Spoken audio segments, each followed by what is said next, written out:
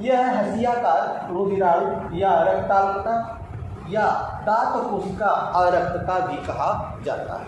यह रोग भी अप्रभावी लक्षण के कारण ही होता है। तो देखिए हम लोग यह रोग क्या है, आपको पता है आपका आरबीसी, एक आरबीसी होता है, लाल रक्त कणिका, सबके शरीर में लाल रक्त कणिकाएँ होता है, जिनकी जो संरचना है इसमें आपके लाल रक्त कणिका में आरबीसी में एक होता है हीमोग्लोबिन, हीमोग्लोबिन होता है, हीमोग्लोबिन होता है जिसको हम HbA से प्रदर्शित हैं। और प्रत्येक लाल रक्त कणिका में हीमोग्लोबिन की संरचना होती है। संरचना इस तरह से,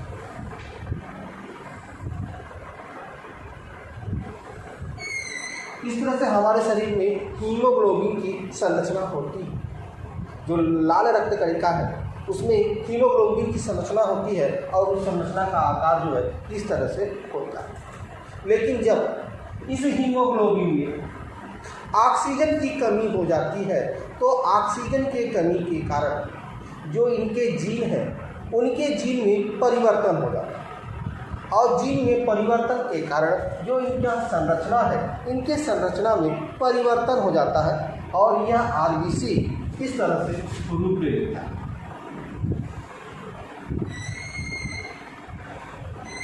इस तरह से रूप ले लेता है हसिया के आकार, जो आप देख रहे हैं ये गोल स्पेस का है, जो ये आकार जो संरचना है हीमोग्लोबिन का। ऑक्सीजन की कमी के कारण जो है इसमें जीन में कुछ परिवर्तन हो जाते हैं जिसके कारण जो आरबीसी है उसकी संरचना, आरबीसी में जो हीमोग्लोबिन है उसकी संरचना में परिवर्तन हो जाता है और यह हसिया के आकार का हो जाता है। इसीलिए इस रोग को हसिया का या रुधिराणु रक्ताल्पता या दात कोशिका अरक्तता भी कहते हैं। बच्चों हम अगला पार्ट जो पार्ट 6 पढ़ेंगे उसमें डीएनए और आरएनए के विषय में विस्तार से संरचना करेंगे। उसके विषय में विस्तार से अध्ययन करेंगे हम लोग कि डीएनए क्या होता है, आरएनए क्या होता है, उसकी संरचना कैसे होती है, उसके विषय में हम लोग अध्ययन करेंगे। यहाँ से आप हल्का सा देख लें, जो डीएनए होता है आपका और एक होता है आरएनए, डीऑक्सीराइबोज न्यूक्लिक अम्ल और राइबोज न्यूक्लिक अम्ल। यह डीएनए जो है आपका नाइट्रोजनी क्षार से मिलकर बना होता है। नाइट्रोजनी क्षार होते हैं जिससे मिलकर बना होता है। फास्फेट समूह होता है, फास्फेट समूह होता है और फास्फोरस होता है। इन 3 चीज़ों से मिलकर यह आपका डीएनए बनता है। और आरएनए भी आपका नाइट्रोजन, फास्फोरस और फास्फेट इन तीनों से मिलकर बना होता है, जिसका हम विस्तार से अध्ययन पार्ट 6 में करेंगे। अभी हम विशेष रूप से ये जो नाइट्रोजनी क्षार है, ठीक है, उसके विषय में बात करते हैं। जो नाइट्रोजनी क्षार है आपको पता है कि चाहे वह डीएनए हो या आरएनए हो, ठीक है, कुछ नाइट्रोजनी क्षार होते हैं। जो डीएनए एक श्रृंखला होती है, ठीक है, उसमें जो है नाइट्रोजनी क्षार जो है एक श्रृंखला जुड़ी होती है। और जो डीएनए होता है, डीएनए में जो नाइट्रोजनी क्षार की श्रृंखला होता है वह होता है आपका एडेनिन, थाइमिन, ग्वानिन, साइटोसिन। अच्छा 10 में भी आप लोग थोड़ा बहुत पढ़े होंगे इसके विषय में, और पार्ट 6 में हम इसके विषय में विस्तार से अध्ययन करेंगे। तो ध्यान रखिएगा, डीएनए में जो है 4 नाइट्रोजनी क्षार होते हैं। 4 नाइट्रोजनी क्षार होते हैं। एक या एडेनिन है, या थाइमिन है, ग्वानिन और साइटोसिन, ठीक है, ये 4 नाइट्रोजनी क्षार होते हैं। उसी तरह से आरएनए में अगर हम देखें तो आरएनए में भी नाइट्रोजनी क्षार होते हैं। एडेनिन या जो थाइमिन है, थाइमिन के जगह यूरेसिल हो जाता है। बस यही एक अंतर हो जाता है, ध्यान रखिएगा। डीएनए और आरएनए के नाइट्रोजनी क्षार में अंतर यही होता है कि डीएनए में जो है आपका क्या होता है, डीएनए में होता है एडेनिन, थाइमिन, ग्वानिन और साइटोसिन। और आरएनए में क्या होता है, एडेनिन होता है, थाइमिन की जगह केवल यूरेसिल हो जाता है। थाइमिन नहीं होता जो है आरएनए में, यूरेसिल होता है। और डीएनए में यूरेसिल नहीं होता, थाइमिन होता है। यह अंतर होता है। और यह जो है ग्वानिन और साइटोसिन इसमें नहीं होता। अंतर केवल यहाँ पर है। ठीक है, डीएनए में थायमिन होता है और आरएनए में यूरेसिल होता है। इस तरह से जो है यह 4 नाइट्रोजन क्षार की एक श्रृंखला होती है जिससे डीएनए और आरएनए का निर्माण होता है। और भी उसमें आप जो फास्फेट है जो है, ये सब भी चीज़ें हैं जो विस्तार से हम अध्ययन जो है पार्ट 6 में करेंगे। तो अभी ये ध्यान रखिएगा, नाइट्रोजनी क्षार इस तरह से होते हैं, 4 नाइट्रोजनी क्षार होते हैं।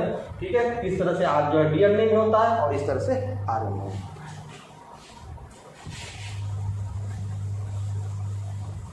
हम बात कर रहे हैं हसिया का रुधिराणु के विषय में, और आपको बताएं इसमें एक हीमोग्लोबिन होता है और जिसको हम HbA से प्रदर्शित, यह सामान्य है। ठीक है, हीमोग्लोबिन को मनुष्य में जो है सभी मनुष्य में इस तरह से हीमोग्लोबिन पाया जाता है और हीमोग्लोबिन को जो हम प्रदर्शित करते हैं HbA से प्रदर्शित करते हैं। ठीक है, और यह हीमोग्लोबिन का जो जीन होता है, ठीक है, वह जीन इस तरह से होता है GPGCA।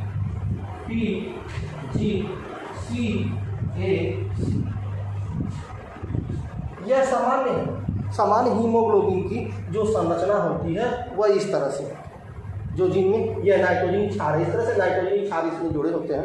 एक नाइट्रोजन क्षार होता है GPG और दूसरा होता है CAC। इस तरह से नाइट्रोजनी क्षार होते हैं। इस नाइट्रोजनी क्षार के विषय में विस्तार से पढ़ेंगे, आप ज़्यादा यहाँ परेशान मत हो, बस फिर इतना ध्यान दें कि जो आपका HB है उसमें इस तरह से नाइट्रोजनी क्षार होते हैं, माने इस तरह से जीन की संरचना होती है। जब ऑक्सीजन की कमी हो जाती है तो ऑक्सीजन की कमी से क्या होता है, जिसमें यह रोग हो जाता है, हसिया का रुधिराणु रक्तता का जब रोग हो जाता है तो जो आपका HB है यह परिवर्तित हो जाता है HBB। ठीक है, यह जो HbA है जो सामान्य हीमोग्लोबिन की संरचना है, जब ऑक्सीजन की कमी हो जाती है तो उसमें परिवर्तन हो जाता है और यह परिवर्तित हो जाता है HbB। ठीक है, जब ऑक्सीजन की कमी हो जाती है तो होता क्या है, जो यह बीच वाला है इस बीच वाले संरचना में परिवर्तन हो जाता है। जो T है, T की जगह A आ जाता है और A की जगह T आ जाता है। इस तरह से इनके संरचना में परिवर्तन हो जाता है, अर्थात यहाँ हो जाता है GAG और यहाँ हो जाता है CTC। ठीक है, ध्यान रखिए क्या चीज हो गया, ये चीज पहले क्या था TA था, अब हो गया AT। इस तरह से जीन में परिवर्तन हो गया और जिसके कारण जो हीमोग्लोबिन की संरचना HbA था, जब इसमें यह परिवर्तन हुआ तो हीमोग्लोबिन में यह परिवर्तन हो गया HbB। और जब यह जो है आपका जीन आ गया तो इसी के कारण जो है आपका यह रोग होता है, हसिया का रोग। इस जीन के कारण जो है जो रुधिर का जो सामान्य जो है आपका RBC की संरचना थी वह इस तरह से थी, जब यह गुणसूत्र आ जाते हैं तो इनकी संरचना किस तरह से हो जाती है, एक हसियाकार की संरचना हो जाती है। ठीक है, तो जब यह आ जाता है तो यह रोग हो जाता है।